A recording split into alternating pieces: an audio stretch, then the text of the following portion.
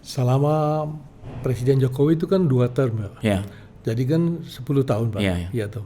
Nah, dalam waktu 10 tahun itu, Bapak Presiden itu tidak pernah hadir di dalam rangka Majelis Umum Perserikatan iya, Bangsa-Bangsa. iya. Ini menarik Profesor sebut Lonol itu, karena Ya. itu saya punya pengalaman pribadi waktu itu saya masih SMA kali ya. Ya.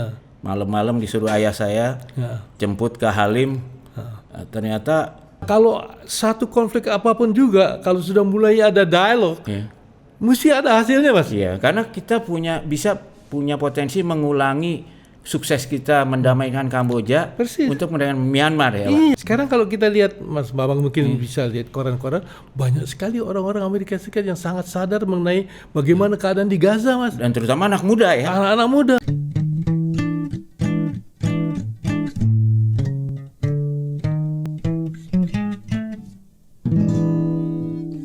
Ngaso ngariung sore. Oke, halo Mas Topo dan Mbak Topo, kita jumpa lagi. Dan hari ini kita beruntung akan bertemu dengan narasumber yang akan mencerahkan kita semua ya.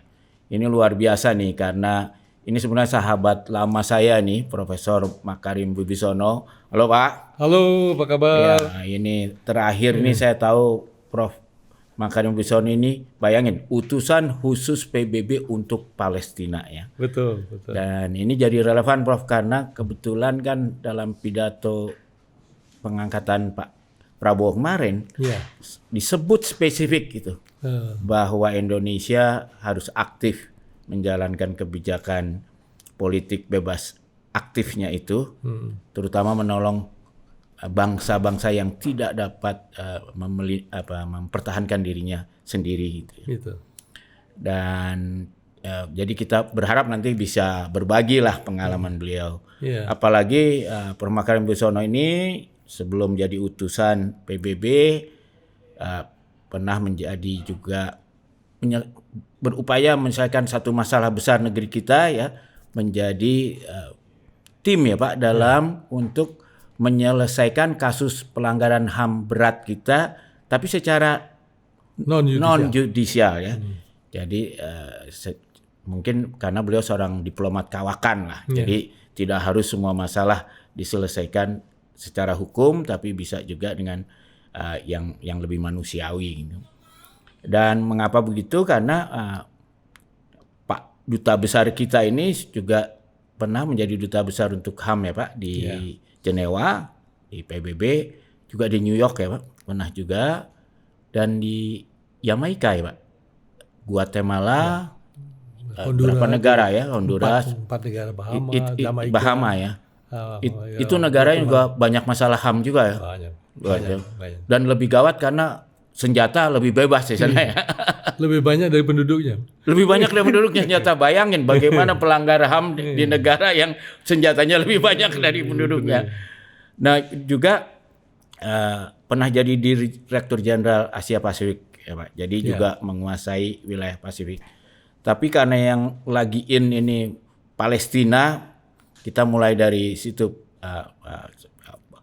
Karena saya panggil Prof aja karena beliau sekarang guru besar di Universitas Nasional mengajar hukum, dan juga hukum juga masalah-masalah yang berkaitan konflik seperti Palestina ini. Nah Pak, Bapak melihat ada nggak kira-kira perbedaannya, Prof, pendekatan kita tentang masalah Palestina ini di eranya Pak Jokowi ya dengan Bu Retno dengan kira-kira sekarang, dan apakah udah kelihatan Pak perbedaannya? Kalau saya melihat ya bahwa masalah Palestina ini kan masalah yang kompleks ya, masalah kompleks ya. Nah jadi kalau kita ingin mengatasi masalah itu, jago harus lihat bagaimana kompleksitas daripada isunya. Ya, sangat kompleks sekali itu ya. Sangat kompleks sekali. Nah saya melihat ya bahwa apa yang dilakukan oleh Pak Jokowi dulu itu adalah melakukan pendekatan-pendekatan yang sangat normatif ya, kata normatif. Jadi mengikuti apa namanya manuver-manuver yang sudah dilakukan di Perserikatan Bangsa-Bangsa maupun di komisi-komisi yang ada. Tapi kalau saya melihat ya bahwa sekarang tampaknya ya bahwa pemerintah baru Pak Prabowo Subianto ini kelihatannya ingin memberi arahan dengan gerakan-gerakan yang lebih tangible gitu Iya. ya. Jadi misalnya saja Kementerian Luar Negeri itu sekarang itu diperkuat dengan beberapa tenaga-tenaga yang kita sebut adalah wakil menteri luar negeri. Jadi Iya, iya. di samping menteri luar negeri satu ada Iya. 3 wakil menteri Iya. luar negeri. Nah kalau kita melihat personalianya, jadi satu yang itu adalah ahli agama Islam, ahli negara-negara Islam dan ahli mengenai hukum-hukum Islam ya. Jadi Pak Anies Dan orang politik lagi ya, Pak. dan orang-orang politik iya. yang mempunyai kapasitas pribadi di dalam komunikasi Iya. yang sangat tinggi. Iya. Kedua itu adalah orang multilateral yaitu Ya. Pak Anies apa namanya Pak Hafaz. Pak Hafaz Operasional. ini khusus menangani mengenai hukum itu beliau merupakan salah satu yang sangat tangguh ya di Ya. bidang itu. Dan yang terakhir Pak Anies Mata ini bukan Pak Anies, Pak Atta namanya kita Ya. panggil Pak Atta Nasir, itu dia itu banyak waktunya itu digunakan di masalah-masalah PBB ya. Ya. Jadi ada 3 dimensi di sini. Ya. Ada 3 dimensi negara-negara Timur Tengah Islam, kemudian dimensi hukum ya, di mana Pak Hafaz itu, dan dimensi Pak Atta yang menangani masalah mengenai masalah multilateral. Nah, kalau kita memperhatikan ya, bahwa saya merasa bahwa Pak Presiden itu kelihatannya akan banyak terlibat di dalam masa-masa politik ini secara langsung. Jadi beliau menlunya sebetulnya Pak ya. Jadi ada yang berkata bahwa dia adalah presidential foreign minister. Iya. Ya, jadi ini kelihatannya yang akan melangkah ke arah situ ya. Iya. Jadi oleh karena itu backupnya itu kan harus diperkuat Iya. dan sudah mulai terbentuk lah, Iya. tersusun hal Dan itu. kelihatan Pak, jadi Menteri Luar Negerinya juga bekas asisten pribadi beliau kan. Betul. Jadi akses ke Menteri Luar Negeri itu sama Menteri Presiden tuh sangat dekat. sangat dekat ya. Iya, jadi sehingga mudah sekali ada keputusan-keputusan tuh yang bisa dilaksanakan dalam waktu singkat. Karena sekarang ini kan apa-apa bergerak sangat cepat, Pak. Iya. Ya, jadi kalau itu membutuhkan waktu 2 hari, 3 hari, itu sudah ketinggalan kereta kita. Ya, Dan menlunya ini udah kenal dengan Presiden puluhan tahun ya. Bulan tahun.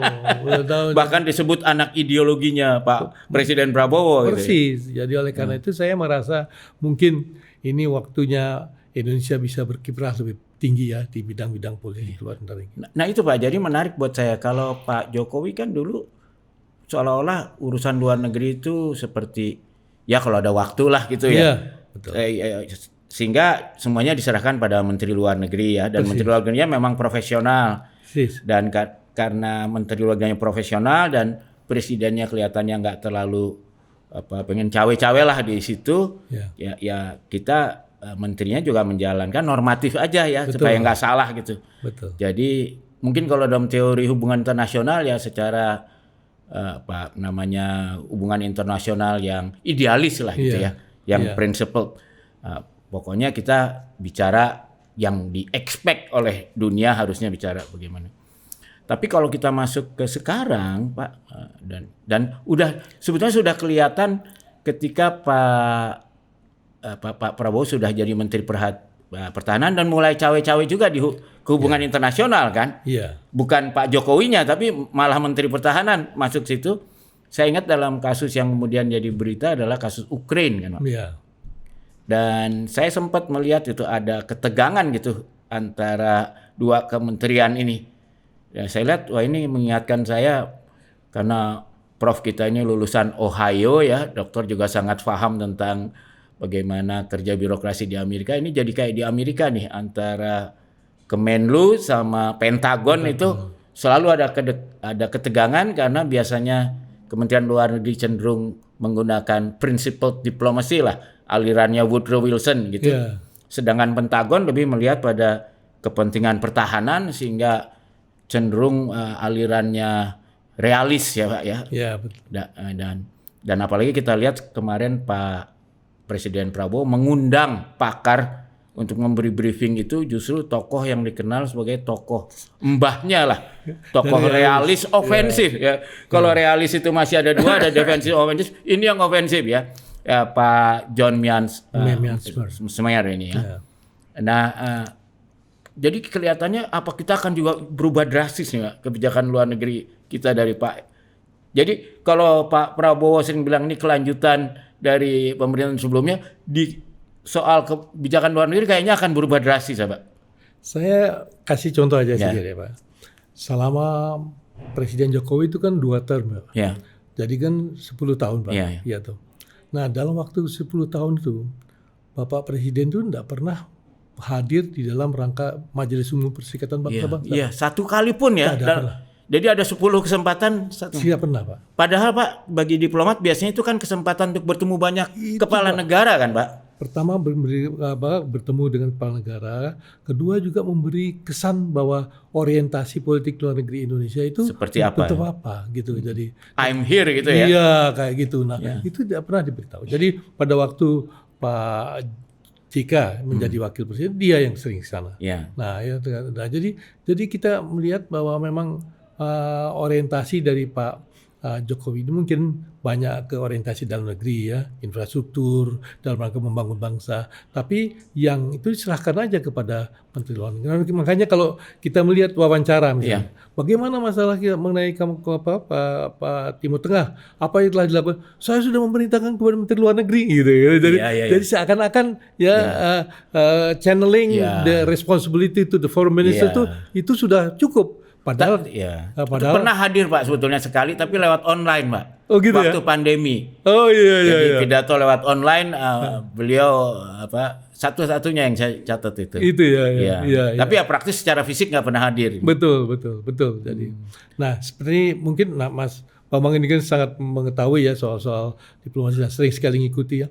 Kadang-kadang kalau kita berargumen sesuatu ya di dalam perdebatan kan semua orang tahu bahwa this is the position of the foreign minister. Iya. Ya toh? Nah, tapi kalau orang mengatakan bahwa this is the position of the king dari ini atau this is the position of the prime minister itu kan lain Mas. Lain ya bahwa jadi kan istilahnya summit. Kalau summit itu kan kepala negara yang ketemu ya. Persis ya. Jadi oleh karena itu juga mempunyai pengaruh juga Mas dalam praktek-praktek ya begini diplomasi itu ya. Karena pada intinya kan diplomasi ini how to communicate dengan cara-cara damai kan. Nah, cara-cara damai itu bisa dikemukakan juga dari level siapa yang memberi pesan ini. Ya, apakah ini levelnya summit atau ini levelnya cuma dirjen atau ini levelnya cuma foreign minister, itu kan bisa berpengaruh. Itu sebenarnya juga menunjukkan derajat keaktifan kebijakan luar negeri kita Pak ya. Kan kita bebas aktif ya. Iya persis. Dan kalau di era Pak Jokowi kesannya ekonomi itu kita terus terang saya mohon maaf nih ke Pak Jokowi, tapi kesan saya agak merkantilis Pak. Kebijakan kita. Yang penting tuh apa manfaat ekonominya buat Indonesia?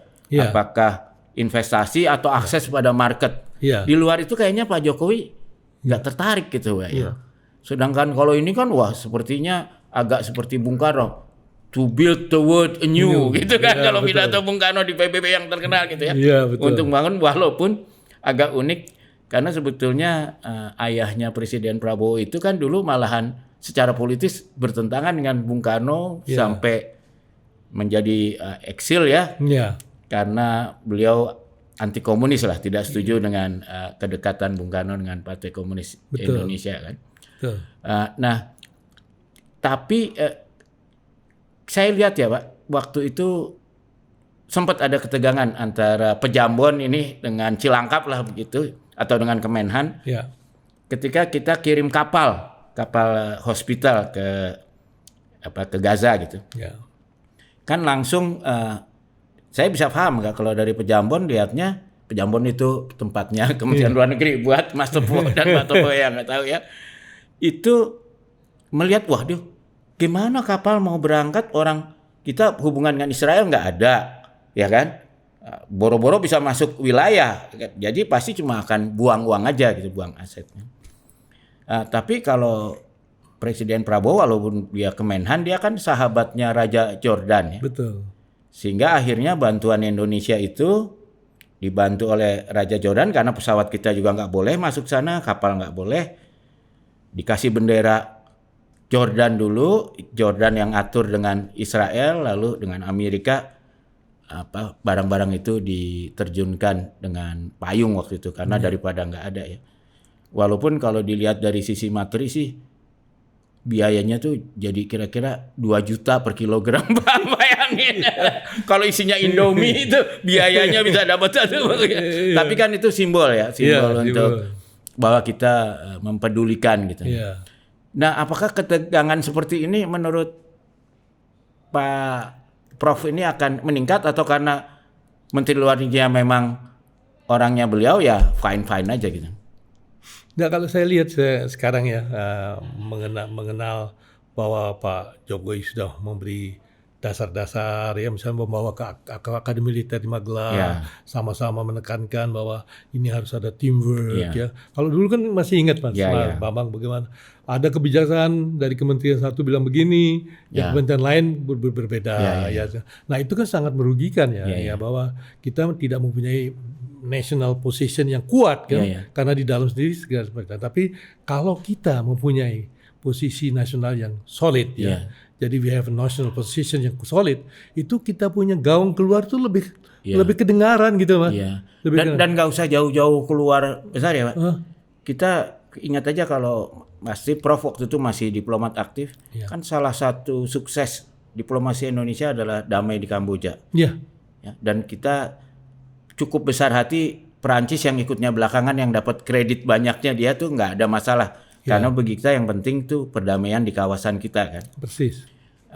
Dan kita bagaimana pada waktu itu bisa mengatur walaupun Barat itu menekan supaya semuanya mengutuk Vietnam sebagai agresor di Kamboja gitu ya.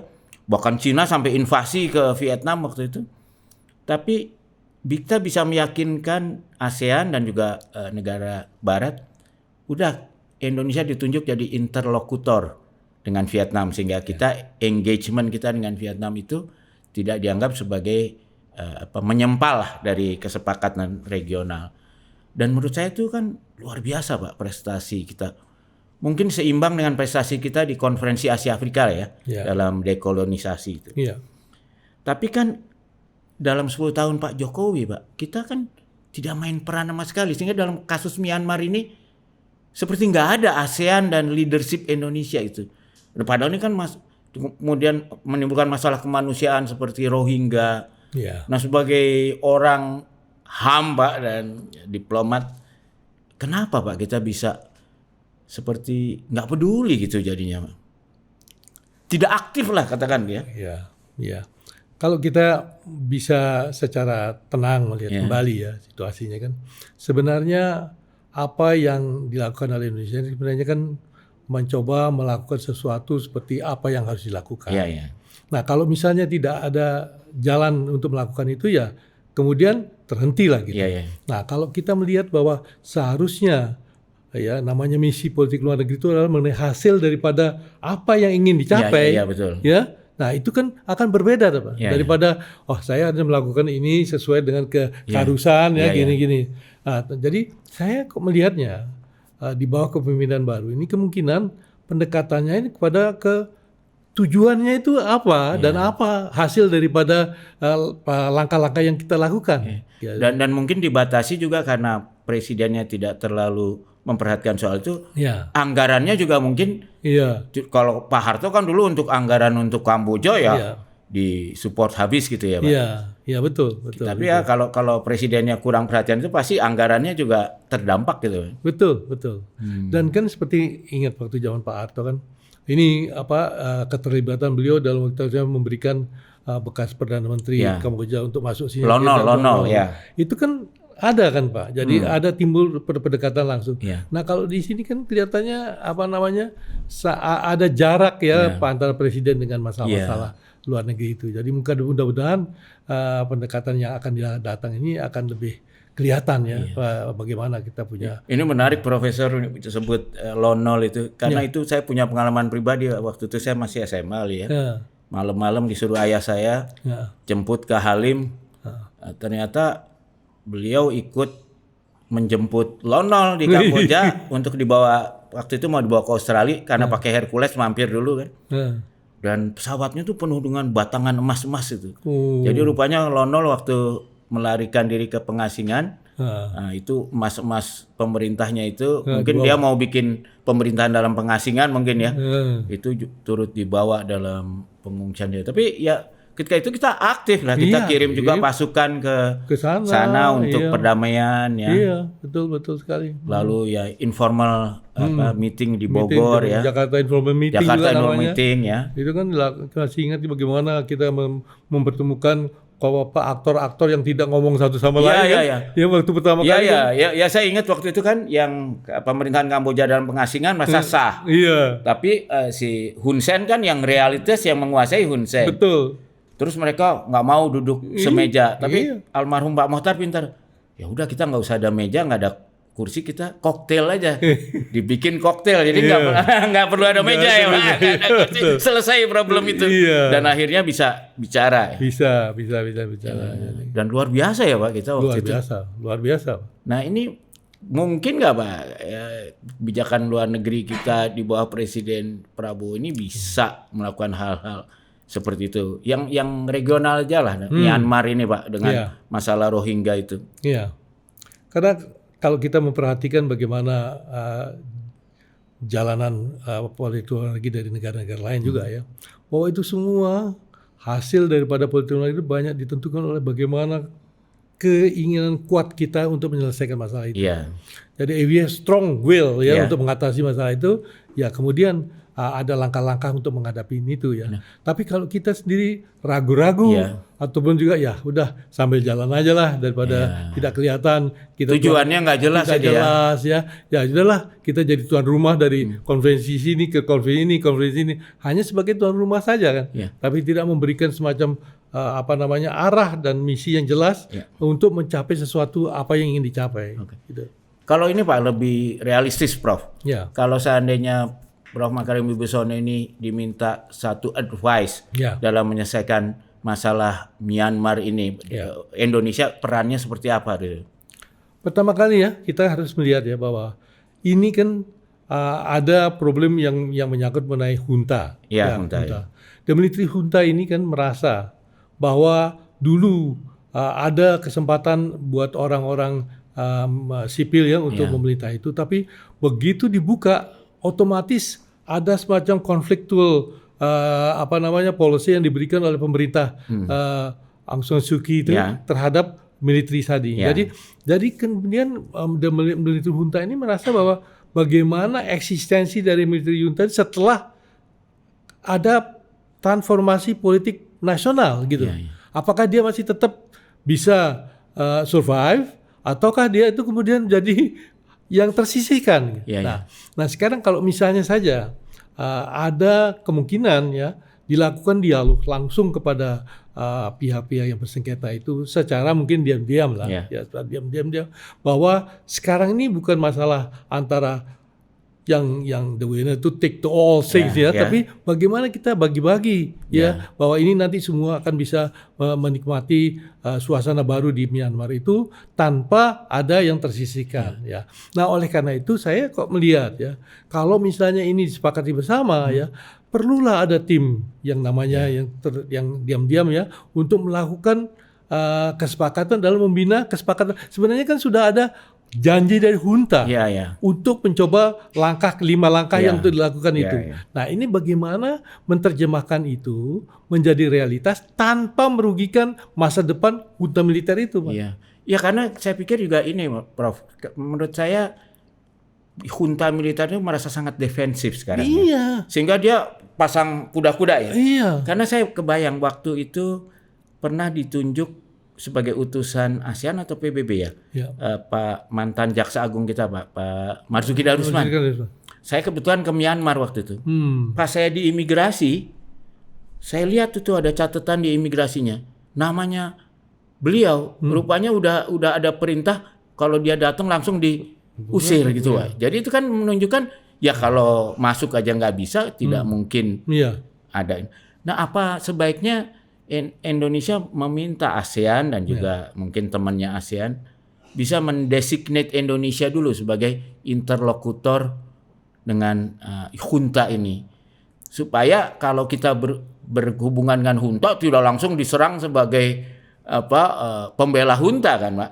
Kan bahayanya kan gitu, kalau kita tidak di-designated, kita bisa dianggap wah ini melawan komunitas internasional. Ada nggak Pak kira-kira manfaatnya? Saya rasa itu perlu, Mas, ya. Perlu, Karena ini ya, kalau sekarang kita perhatikan ya, apa langkah-langkah yang dilakukan oleh Myanmar ini adalah langkah-langkah yang dia bisa merasa nyaman. Misalnya ya, sekarang ada kontak dia dengan Thailand, ya. Dia ada juga kontak. Jadi di mana ada kelompok-kelompok militer yang berkuasa, dia merasa dekat. Ya. Nah, jadi kalau misalnya saja kita sekarang ya, semua walaupun Pak Prabowo ini kan adalah militer, presiden sipil ya, tapi sebenarnya kan dia jenderal, Pak. Iya, jenderal. Ya, dan semua orang tahu ya bahwa dia jenderal. Nah, kalau dia bisa memerintahkan ya, ada satu tim yang terdiri dari militer-militer itu menjadi dia bisa berbicara secara aman dalam arti kata dengan bahasa militer ya Pak. Bahasa militer. Iya, betul. Dengan kelompok mereka. Iya. Ya, jadi dengan demikian ini terjadi dialog. Nah, kalau satu konflik apapun juga kalau sudah mulai ada dialog, mesti ada hasilnya, Mas. Iya, karena kita bisa punya potensi mengulangi sukses kita mendamaikan Kamboja untuk mendamaikan Myanmar ya, Pak. Iya. Jadi itu tantangan ya. Oh, ini mudah-mudahan Pak Prabowo dan Pak Menlu Sugiono dengar nih, ini tantangan yang menarik ya buat Indonesia. Dan mungkin kan bukan hanya menarik. Ini bukan sesuatu yang non achievable ya. Ini sesuatu yang kita sudah buktikan kita bisa zaman dulu. Persis. Harusnya sekarang lebih bisa lagi ya. Iya, betul. Nah, ada yang lebih sulit, Prof. Dan ini uniknya walaupun lebih jauh, lebih menarik bagi banyak masyarakat kita. Yaitu Your Excellency sangat tahu Palestina. Ini kan problem kita begini, Bro. Kalau kita mau berlagak menjadi pendamai, kita punya hubungan diplomasi aja kan tidak dengan dengan Israel. Itu kan selalu Israel membujuk Indonesia kalau kamu mau jadi pendamai, ya akui dulu dong kami ya kan. Tapi kan Indonesia bilang ya kalau Palestina menganggap itu masih senjata dia, bahwa kita hanya akan mengakui Israel kalau teman kita Palestina mengatakan silahkan berhubungan gitu untuk berjuang. Tapi kan problem kita tuh ketika kita bicara Palestina, bicara dengan siapa? Ya, karena antara PLO dan Hamas itu seperti dua negara yang berbeda. PLO menguasai tepi barat, Hamas menguasai Gaza, dan sekarang perang dan tiap hari gitu orang mati. Aduh, hati saya rasanya gimana itu ya, what can we do gitu rasanya ya. Nah, sebenarnya peran Indonesia di situ apa kita damaikan dulu nih Hamas dan PLO supaya menjadi kesatuan, atau bagaimana, Prof, sebenarnya kalau jadi memberi advice lah pada pemerintahan kita sekarang? Ya, kalau kita lihat ya bahwa Cina itu kan sudah masuk sudah mengundang Hamas maupun Al-Fatah itu untuk menjadi satu ya. Mereka sudah membuat semacam kesatuan itu. Tapi kita juga harus melihat ya bahwa sebenarnya kenapa sih Netanyahu ini kok mati-matian mengadakan itu ya, Bang? Nah, ini kan sebenarnya mereka merasa bahwa mereka itu dimulai dengan adanya tembakan-tembakan yang datang dari Gaza maupun dari serangan tanggal 7 Oktober 7 Oktober dan segala macam ya. Nah, sekarang kalau kita mau cari jalan keluar ya, Pak ya. Kita juga harus cari kira-kira jalan keluar yang bisa diterima oleh dua belah pihak kan, Nah, kalau kita lihat apa yang diharapkan oleh Palestina ini kan adalah bahwa dia bisa menjadi warga negara suatu negara yang merdeka ya, dengan ibu kotanya di Yerusalem ya kan, mereka mintanya itu. Nah, sekarang apa yang dimaui sama oleh Israel? Nah, Israel sebenarnya yang dimaui bagaimana dia bisa hidup juga secara tenang, dalam arti kata dia nggak diserang-serang juga kan gitu. Tapi mayoritas orang Yahudi gitu Yahudi. Nah, sekarang jadi masalah sekarang kalau kita ingin mencari jalan keluar mengenai hal itu ya. Yang paling pertama itu adalah konsep mengenai bagaimana mencoba mencari jalan keluar terhadap perbedaan-perbedaan yang ada. Satu ya, perbedaan yang ada itu mengenai Yerusalem ya. Yerusalem itu adalah tempat dari kota-kota suci baik orang Yahudi, orang Islam, orang Kristen, semua itu ada di situ, Pak. Nah, bagaimana making kepastian bahwa akses terhadap rumah-rumah suci itu bisa terbuka buat agama-agama yang ada. Ya itu harus ada, Pak. Ya. Kalau kita cuma ngomong-ngomong tanpa ada pemecahan, nah itu nggak mungkin akan terjadi. Kedua mengenai bagaimana status refugee. Ya. Nah kalau kita lihat begitu masuknya Israel ya pada tahun 48 itu orang-orang Palestina yang lari ketakutan ya karena serangan dari itu Nakda itu ya. Nah, Nakda itu berapa juta Mas yang keluar itu. Nah, karena mereka bertanya, kalau ada negara Palestina di sini, apakah saya bisa kembali? Iya. Kan saya ini kan keluar itu karena saya kepaksa. Refugee sebagai pengungsi ya. Refugees, ya.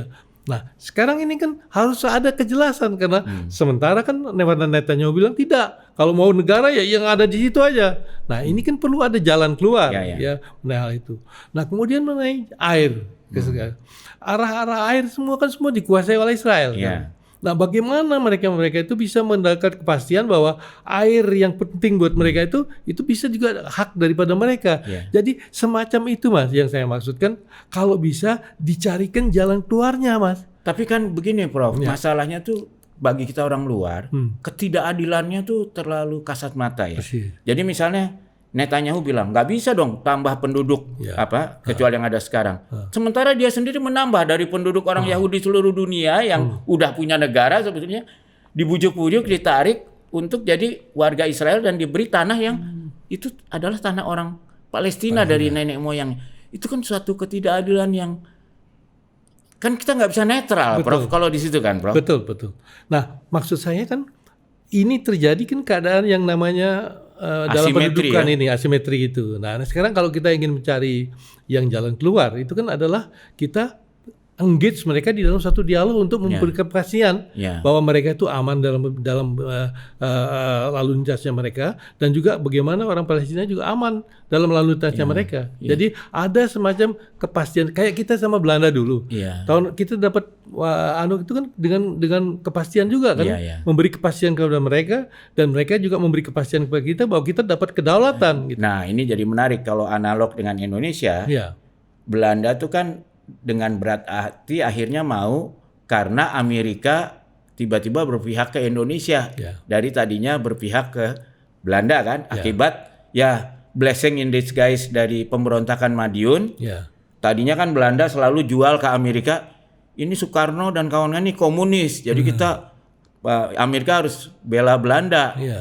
Ternyata dengan adanya pemberontakan Madiun yang didukung Uni Soviet wah nggak laku lagi itu jualan Belanda kan sehingga Washington bilang loh ini Soekarno ini nasionalis bukan komunis jadi justru kita harus dukung dalam rangka dekolonisasi ya. Sama kan Bos? Israel tuh Palestina itu kalau Amerika tiba-tiba berpihak sama Palestina selesai kan Israel? Iya kan dia berhentiin aja suplai senjatanya. Jadi apakah sebetulnya salah kalau kita pikir fokus kepada Israel? Lebih baik fokusnya ke Amerika aja nggak? Saya setuju sekali Pak.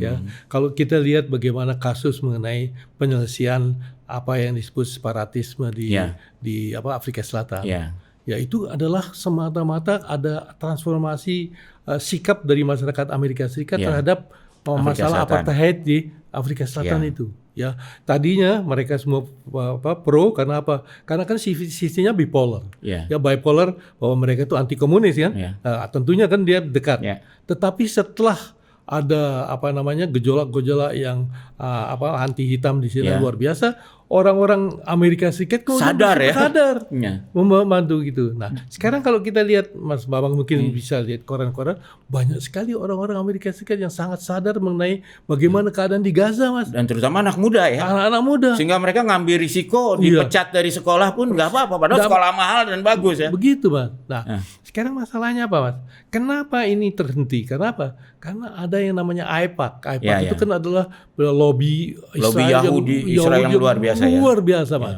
Mungkin kita jelasin tuh kira-kira di Amerika itu memang ada institusi yang boleh menyumbang ke politisi, tapi diregulate. Betul. Dan yang namanya institusi AIPAC ini adalah institusi yang pro Israel, orang-orang kaya Yahudi, kumpulin uang. Hampir semua anggota Kongres dan Senat di Amerika itu dan juga kepala gubernur dapat bantuan dana ketika kampanye dari organisasi dan jumlahnya besar itu ya. Persis. Dan bukan hanya Partai Republikan, Ya, enggak, dua-duanya. Demokrat, dua-duanya Ya. semua Ya kena semua apa terima. independen. Kalau di kita kayak oligarki lah itu ya. Iya. Kecil jumlahnya tapi kekuatan misalnya. Tapi kalau lihat anak muda di Columbia University, UCLA bahkan Harvard apa segala macam mengambil risiko bahkan mau dipecat pun. Ini kan seperti waktu Afrika Selatan dulu juga ya. Persis, Mas. Jadi ada harapan Amerika akan berubah walaupun Trump yang terpilih. Ada harapan. Atau justru karena Trump terpilih malah lebih besar harapannya. Nah, saya mengatakan kan kita lihat ya bagaimana di Michigan kan dia mengatakan Ya. bahwa I promise you, ya I will stop ya war ada di Gaza. Ya. Kan dia Ya. ngomong pada waktu kampanye di Ya. Michigan. Nah, dia sekarang menang, Mas. Ya. Ya, everybody Tagih aja janjinya. Tagih janjinya. Dan kalau mau nyetop perang di Gaza itu bagi Amerika gampang ya, stop aja pengiriman senjata selesai kan. Persis. Habis itu pelurunya. Persis.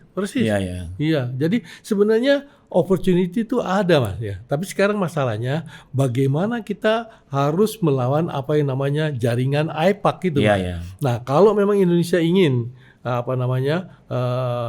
berbuat sesuatu ya mengenai hal itu, hendaknya kita juga membangun semacam jejaring-jejaring yang kita bisa bukan hanya meng-counter tapi bekerja sama mencoba menetralisir mereka di dalam. Ya. Dan itu saya kira bukan dengan melawan head on AIPAC, karena saya lihat di AIPAC sendiri kan ada perpecahan sekarang. Persis. Ya. Karena ada aliran yang setuju dengan two state, ya. Ada yang tidak setuju. Sebenarnya yang tidak setuju kan minoritas yang kayak Netanyahu. Benar. Cuma mereka lebih militan. Betul. Dan lebih itu. Jadi kalau kita bisa berdamai dengan yang moderat ini, two state, ya. Jadi mungkin bisa mulai membentuk koalisi semacam tadinya kan ada yang namanya yang Abraham Accord, tapi yang lebih ke pro Palestina Abraham Accord-nya ya kan. Tidak hanya pro Palestina, tapi pro two state. Jadi two state Abraham Accord. Nah, kembali ke two state. Masalahnya state of Palestina itu punya Hamas atau punya Fatah kan? Nah, itu. Indonesia bisa berperan nggak menyatukan mereka? Saya rasa itu yang jadi penting. Bahwa kita itu kan bisa melawan Belanda menang itu karena kita bersatu kan, Pak. Ya, nah kita kalau bisa meyakinkan mereka bahwa bagaimana Hamas dan Fatah itu menjadi satu ya. Saya berkeyakinan bahwa itu adalah modal yang bisa menjadi kenyataan yang akan berperan ya. Kita lihat juga bagaimana kemerdekaan dari Aljazair dulu. Ya, bagaimana kemerdekaan Siti Jamilah. Siti Jamilah. Itu semua kan mereka bersatu, Pak. Dan ini menarik kalau terutama buat Gen Z ini ya, kalau kita analogkan dengan Indonesia. Jangan lupa Indonesia tuh sejarahnya kan dulu juga ada semacam Hamas dan Fatahnya. Jadi kelompok Tan Malaka itu kan radikal kayak Hamas gitu ya. Persis. Sedangkan kelompoknya Syahrir, Bung Karno itu lebih moderat ya. Seperti PLO gitu ya. Lalu akhirnya ternyata ya kita bisa bersatu juga kan akhirnya, walaupun sempat juga ada culik-menculik dan sebagainya ya. Tetapi pada dasarnya itu mungkin pengalaman itu, apalagi Presiden Prabowo ini kan juga dari garis turunannya bapak kakeknya aja anggota ketua DPA pertama ya. Bapaknya ikut dalam mendapatkan dukungan internasional buat kemerdekaan Indonesia. Jadi garis turunan bibit bobotnya ada. Ada. Sekarang mungkin beliau ke Amerika tuh mesti ketemu AIPAC saya rasa ya. Tapi AIPAC yang two state ya. Saya rasa iya. Jangan AIPAC yang one state ya. Betul. Yang apa? From river Jordan to the west to the sea. From the river Jordan to the sea. Ini kan lucu, Hamas sama Netanyahu sama slogannya. Cuma bedanya from river Jordan sungai Jordan ke lautnya itu semuanya Palestina, kalau Netanyahu semuanya orang Yahudi. Jadi mereka yang one state ini diminta supaya lapang dada keluar two state ya. Nah, saya kira itu. Jadi kalau itu kita sepakat gitu, Prof. Langkah pertama kalau Prof jadi advisernya timnya Pak Prabowo ini apa, Pak, yang harus dibangun? Kalau saya pertama kali ya, we have to convince people itu mengenai perlunya ada yang namanya fact finding mission. Sekarang kan sudah ada korban begitu banyak dan terus-menerus tambah tiap hari. Ya. Jadi sangat bisa diterima kalau misalnya perlu ada satu fact finding mission yang betul-betul mencari sebenarnya apa akar permasalahan ini secara konkretnya itu apa. Nah, kalau Indonesia sebagai negara yang ingin memberikan itu bisa mencari usul kepada semua pihak-pihak aktor-aktor yang bermain itu untuk memberikan izin untuk bikin fact finding mission ini, Mas. Iya. Nah, fact finding ini carilah orang-orang yang benar-benar bijak gitu loh, Mas. Ya. Bukan politician yang tapi memang benar-benar bijak, dikenal sebagai orang yang bisa mencari anukan itu. Dan banyak tuh orang-orang Israel ahli Holocaust yang menentang ini kan. Iya. Karena menganggap Netanyahu melakukan Holocaust terhadap orang Palestina. Orang Palestina gitu. Nah, kalau bisa saja itu yang fact finding mission jangan hanya orang Indonesia. Ya. Ya, dicari juga orang tokoh-tokoh yang misalnya yang bisa di tempat-tempat lain. Nah, juga mungkin bisa diajak misalnya the Pope untuk misalnya mengustus menteri luar negerinya apa itu jadi atau dibawa ke Bali tuh, di Bali Demokrasi Forum. Atau Bali Demokrasi Forum. Karena biasanya tuh orang yang berantem kalau di Bali bisa berteman, Prof. Iya, begitu. Lucu juga itu. Makanya. Jadi dengan demikian pertama kali ke sana itu adalah faktanya gimana, Mas? Nah, prioritasnya mana, Prof? Myanmar dulu nomor 1, baru Palestina, atau Palestina dulu baru Myanmar kalau dalam prioritas? Kalau saya melihat ya, karena sekarang keadaan kondisinya itu adalah to be or not to be ya, bahaya sekali ya, dan kemungkinan adanya kecenderungan bagaimana meluas ya. Iya, Israel kan memiliki nuklir power. Bom atom ada, Mas. Kalau sudah kepepet di dalam bisa terjadi. Kalau Myanmar kan ya, Mas ya. Walaupun korbannya pengungsinya banyak, tapi kan kemungkinan berbahayanya itu kan localize. Jadi kalau saya mungkin bisa ke Palestina dulu ya. Dulu. Tapi yang kedua dan dekat itu tetap Myanmar ini ya. Iya. Karena kita itu kan orang Rohingya orang Islam lagi itu kan. Dari ASEAN kan itu kan jadi kita punya wilayah kan. Itu perlu. Jadi kita dua-duanya perlu dipakai, tetapi yang prioritasnya itu adalah Timur Tengah ini ya. Nah, itu yang kita Tapi Prof sepakat ya untuk pendekatan ke Israel itu memang Washington tempat lobbynya, bukan di Tel Aviv ya. Persis, Mas. Dan kita lihat bagaimana Afrika Selatan dulu selesai gara-gara Washington berubah sikap. Bahkan Republik Indonesia dengan Belanda selesai juga karena Washington ya, bukan karena Belandanya tiba-tiba sadar. Betul. Itu kan pada waktu kemerdekaan. Iya. Waktu juga Papua betul. Itu juga Amerika juga kan. Itu juga menarik ya. Waktu Papua ini mungkin yang bagian terakhir ya. Banyak yang lupa, Prof. Seolah-olah waktu ada referendum PBB di Timor Leste itu pertama kali terjadi di Indonesia. Lupa bahwa sebetulnya referendum PBB pertama di Indonesia adalah di Papua. Kan? Tahun 69 ya. 69 ya. Dan kita menang bedanya. Kita menang. Dan ketika sidang istimewa sidang umum PBB, menangnya tuh telak karena tidak ada satu negara pun yang menolak. Bahkan Belanda sendiri cuma absen bersama negara lainnya. Dan itu ya karena waktu itu Amerika juga neken kan. Kalau kamu tidak berikan pada Indonesia ya Marshall Plan-nya selesai gitu ya. Jadi kan dia kan mengirim U2, Mas. Dia tahu bagaimana Bung Karno udah punya KRI Irian. Kita punya 12 kapal selam. Jadi itu buat Amerika kalau kejadian konflik antara pasti terjadi korban yang luar biasa kan. Tapi kalau gitu Prof akhirnya kebawa ke John Meisner juga ya. Kita hanya bisa berdiplomasi kalau kita soft approach kita tuh hanya kuat kalau kita juga punya hard power ya. Kalau kita dulu nggak punya kapal KRI Irian 12 kapal mungkin Amerika ceritanya nggak gitu ya. Jadi itu juga. Jadi kalau gitu Presiden Prabowo benar juga ya bahwa untuk kita dihormati kita harus kuat juga ya. Persis. Jadi investasi ke alutsista dan sebagainya itu bukan pembuangan ya, tapi bagian dari supaya ya kita lebih sejahtera dan lebih aman ya. Karena kalau kita sejahtera tapi nggak aman, hancur juga sejahteranya. Wah, terima kasih ya Prof, ini menarik sekali. Jadi kalau saya ingin ulangin nih supaya nggak salah. Jadi kalau menurut Prof ini ya mungkin salah satu yang perlu kita segera lakukan adalah bagaimana berperan di Palestina ya, menemukan cara, dan itu caranya adalah dengan meyakinkan Amerika. Bahwa menyelesaikan Palestina itu sesuai dengan kepentingan Amerika juga. Betul. Gitu ya. Dan tentu sesudah itu peran kita di ASEAN adalah soal Myanmar dan Rohingya ini ya. Bagaimana kita mengulang sukses kita mendamaikan Kamboja dulu ya. Kita dulu mampu, sekarang mesti tidak. Dan terakhir ya itu tadi saya ingat salah satu juga yang saya kira buat Prof dan teman-teman di Kemlu kebanggaan luar biasa diplomasi kita kan konferensi Asia Afrika itu Afrika. intisarinya dekolonisasi. Iya.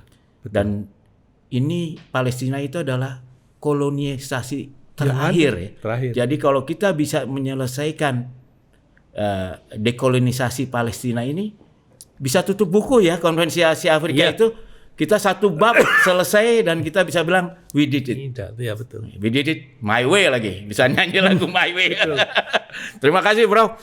Ini Sama-sama. pencerahan yang luar biasa begitulah ya. Tadi Mas Topo dan Bang Topo baru aja dapat nih hubungan luar biasa 101 dari profesor yang memang hebat di bidangnya dan memang pernah jadi utusan PBB untuk Palestina. Kita berdoa saja ya karena begitu banyak anak-anak, perempuan, orang tidak bersalah pergolakan Palestina, bahwa selain kita memikirkan diri sendiri, kita juga memikirkan teman-teman sahabat kita yang sekarang menderita dan rasanya kewajiban kita bersama. Terima kasih Prof sudah Sama-sama. memberi Terima kasih. pencerahan pada kita semua. Oke, Mas Topo, Mbak Topo ya, jangan lupa kapan-kapan hadir lagi. Kita akan cari lagi orang-orang sehebat, walaupun nggak gampang nih mencari sehebat Profesor Makarim Buzono untuk juga berbagi pengalaman dan kebijakan beliau supaya kita sebagai generasi baru dan teman-teman nih dari kami generasi lama bisa mewariskan ke kalian tuh Indonesia yang lebih baik dibanding ketika kami dilahirkan dulu ya Bro. Iya, betul. Kalau kita berhasil gitu, wah alhamdulillah. Oke, terima kasih. Sampai jumpa.